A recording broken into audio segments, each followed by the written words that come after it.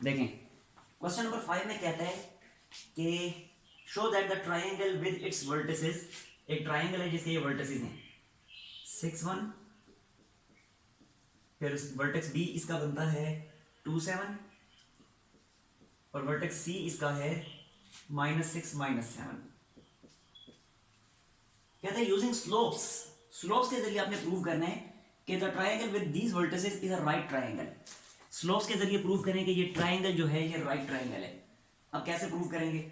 तो देखें बड़ी सिंपल सी बात है, ट्राइंगल के 3 वर्टिसेस हमें गिवन है ना, जब ट्राइंगल के 3 वर्टिसेस गिवन है तो तीनों साइड्स की स्लोप्स हम फाइंड कर लेंगे। यानी लेट्स सपोज अगर ट्राइंगल इस तरह से बन रही है, ये अगर इस तरह से ट्राइंगल बन रही है, ये vertex A vertex B vertex C, तो स्लोप का फार्मूला, ये वाला स्लोप का फार्मूला अप्लाई करेंगे ए बी पे तो ए बी लाइन की स्लोप आ जाएगी।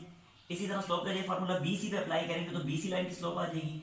ए सी पे अप्लाई करेंगे तो ए सी लाइन की स्लोप आ जाएगी। फिर उनमें से कोई सी दो स्लोप्स का प्रोडक्ट अगर -1 के इक्वल बन रहा हुआ तो प्रूव हो जाएगा कि ये दोनों लाइनें, ये लाइन और ये लाइन परपेंडिकुलर है। ठीक है, क्योंकि परपेंडिकुलर तभी होती है लाइनें जब उनकी स्लोप का प्रोडक्ट -1 के इक्वल होता है। तो हम पहले स्लोप्स फाइंड कर लेंगे और अगर स्लोप्स का प्रोडक्ट -1 के इक्वल आ गया तो प्रूव हो जाएगा दो लाइनें परपेंडिकुलर हैं, और जब दो लाइनें परपेंडिकुलर हैं तो ट्राइंगल राइट ट्राइंगल बन जाएगी। ठीक हो गया? तो पहले तीनों साइड्स की, तीनों लाइंस की स्लोप्स फाइंड कर लेते हैं। तो मैं लिखता हूँ slope of line A B, slope of line A B जिसको मैं डिनोट कर देता हूँ m1 से, और फाइंड कर लेता हूँ। कैसे फाइंड करूंगा? देखें ए और बी पे स्लोप का वाला फार्मूला अप्लाई कर दें तो बनता है 7 -1 डिवाइड बाई 2 -6।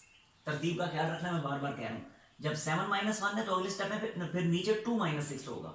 ठीक है, उल्टा नहीं कर देना वरना गलत हो जाएगा सब कुछ। और ये बना 7 -1 क्या होता है 6, 6 डिवाइडेड बाई -4 जो कि बन जाएगा -3/2। ये स्लोप आ गई ए बी लाइन की। अब बी सी लाइन की स्लोप फाइंड कर लेते हैं। Slope of B C line जिसको m2 का हम नाम दे देते हैं। अब ये बनेगा -7 डिवाइडेड बाई -6 -2 जो कि बन गया -14/-8, और 2 के टेबल से कैंसिलेशन के बाद बनेगा 7/4। ठीक है, दो लाइन की स्लोप आ गई ए बी और बी सी की। अब थर्ड लाइन अभी रहती है ए सी लाइन। अब इसकी भी स्लोप फाइंड कर लेते हैं। तो देखिए स्लोप ऑफ ए सी क्या बनेगा। Now slope of A C, slope of A C, तो एक दफा फिर -7 -1 डिवाइडेड बाई -6 -6, ये बन जाएगा -8/-12, और 4 के टेबल से कैंसिलेशन के बाद बनेगा 2/3। समझ आ रही है? अच्छा, इसको मैं नाम देना फिर भूल गया, इसे m3 का नाम दे दें, यहीं पर लिख देता हूँ m3। ठीक होगा? अब देखिए बिल्कुल क्लियर है कि m1 -3/2 है जबकि m3 2/3 है। क्या इन दोनों का प्रोडक्ट -1 के इक्वल नहीं आ रहा? डेफिनेटली आ रहा है। तो लिख दें एज m1 इंटू m3। क्या बनता है m1 इंटू m3? सिंप्लीफाई करके दिखा दें। m1 की जगह उसकी वैल्यू जो कि -3/2 है, और m3 की जगह इसकी वैल्यू जो कि 2/3 है, और कैंसिलेशन के बाद ये बनता है -1। तो as m1 m3 product is -1, so these lines AB line and AC lines are perpendicular to each other, so AB is perpendicular to AC। ठीक है, तो जब दो लाइनें परपेंडिकुलर आ गई तो प्रूव हो गया कि these are vertices of right triangle, so A B C are vertices of right triangle। तो प्रूव हो गया कि राइट ट्रायंगल के वर्टिसेस हैं। Yes, any problem?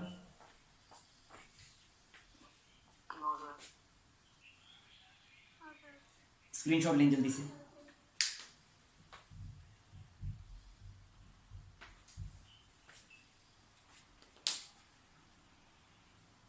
हो गया?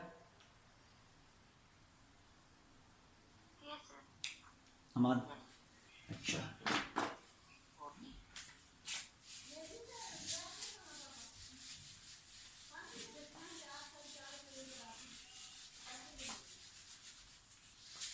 नेक्स्ट है क्वेश्चन नंबर 6।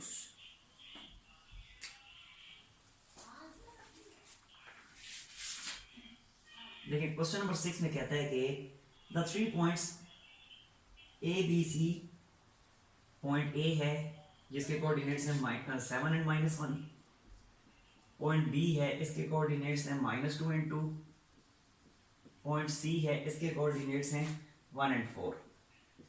कहता है कि the 3 points are consecutive vertices of parallel ग्राम।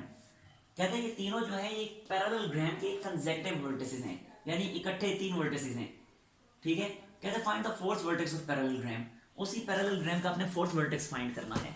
अब कैसे फाइंड करेंगे, तो देखिए पहले मैं आपके सामने एक पैरेलल ग्राम ड्रा कर देता हूं। यहाँ पे ये एक सिंपल सी पैरेलल ग्राम है,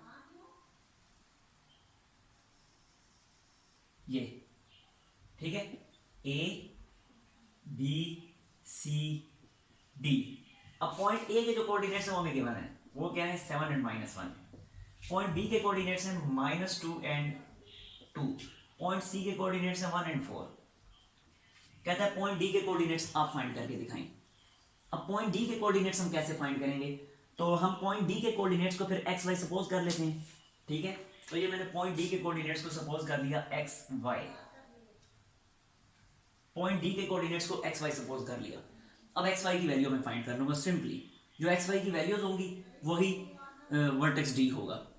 अब फाइंड कैसे करेंगे, फाइंड करने का तरीका क्या है, बिल्कुल ही सिंपल है। यही हम करेंगे कि ए बी की स्लोप फाइंड कर लेंगे, बी सी की स्लोप, सी डी की स्लोप और ए डी की स्लोप। इन चारों की जब स्लोप्स आ जाएंगी तो देखें ए बी की स्लोप और सी डी की स्लोप आपस में इक्वल होंगी, क्योंकि ये दोनों आपस में पैरेलल हैं।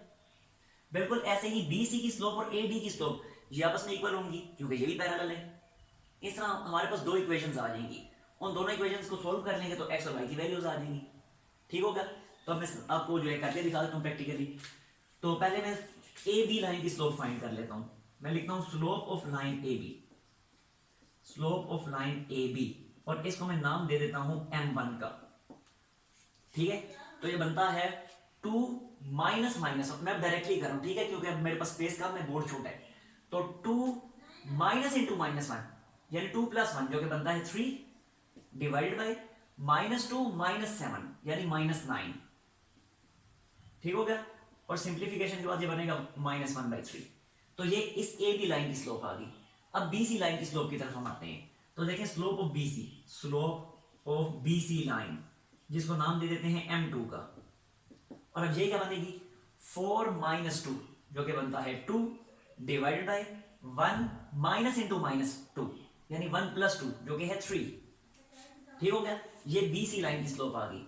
इसी तरह सी डी लाइन की स्लोप देखें आप, slope of line C D, जिसको मैं नाम दे देता हूं m3 का।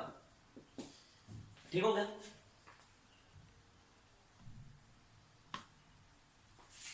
तो इसे मैंने m3 का नाम दे दिया सी डी लाइन की स्लोप को। अब ये जाहिर है एक्स वाई की फॉर्म में आएगी, तो बनेगा 4 - y divided by 1 - x।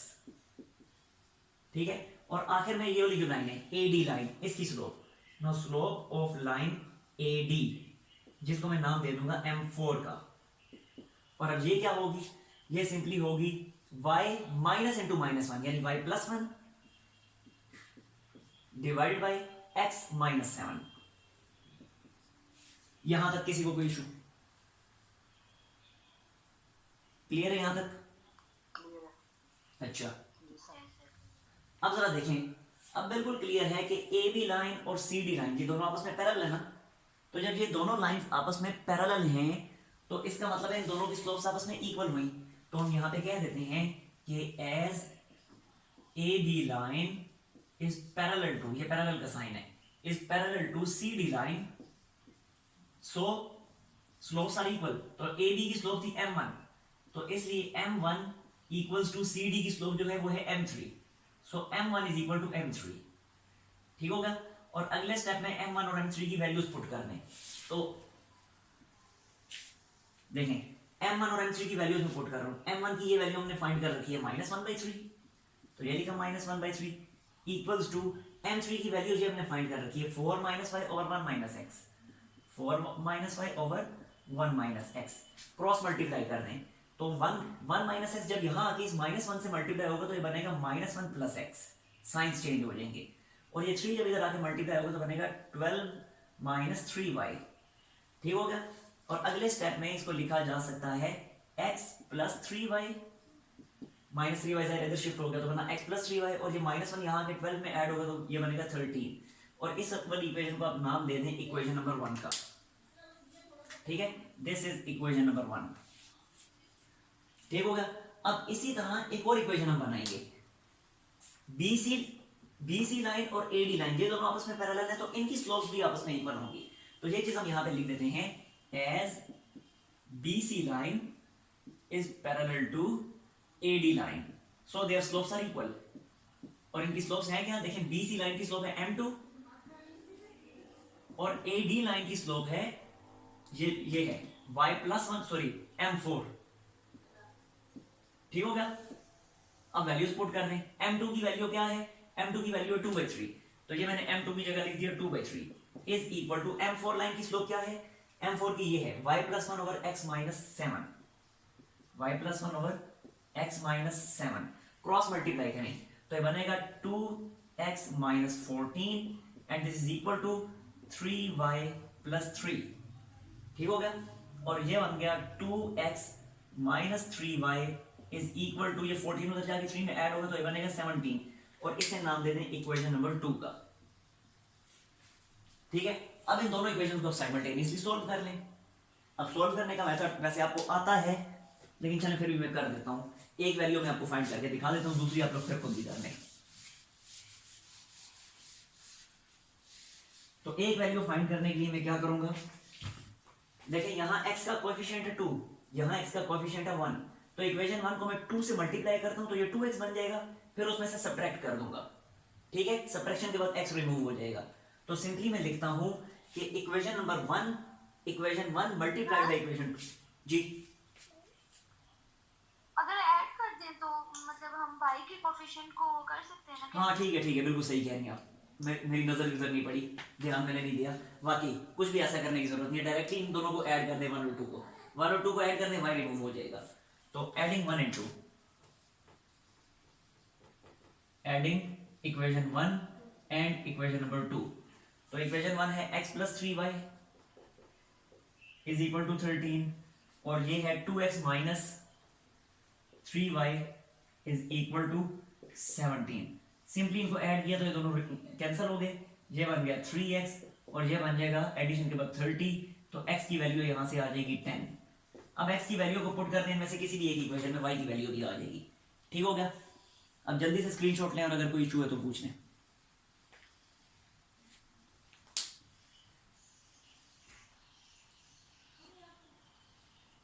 y की वैल्यू 1 आती है, y की पुट करके देख लेना, x जब इधर मैं पुट करूंगा तो ये बनेगा 10, वो 10 यहाँ 13 सॉरी ये उधर जाके उसमें सब्ट्रैक्ट होगा, 13 माइनस 10 3 बनेगा 3। यस, y की वैल्यू 1 आएगी, बिल्कुल y की वैल्यू 1 आएगी। तो जब y की वैल्यू 1 आ गई तो पॉइंट d क्या बना, पॉइंट d पे सिंपली ये बन गया 10 1, खत्म। ले स्क्रीनशॉट और बताएं, फिर नेक्स्ट क्वेश्चन करूंगा।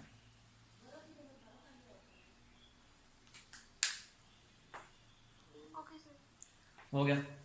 अच्छा, मीटिंग एंड होने वाली है मेरा ख्याल है। पढ़ना है मजीद आगे तो मैं नई मीटिंग स्टार्ट कर देता हूँ, आपकी अपनी मर्जी है। कर दे सर। करूँ, नेक्स्ट स्टार्ट करूँ? Yes sir. Okay, link send कर रहा हूँ फिर मैं।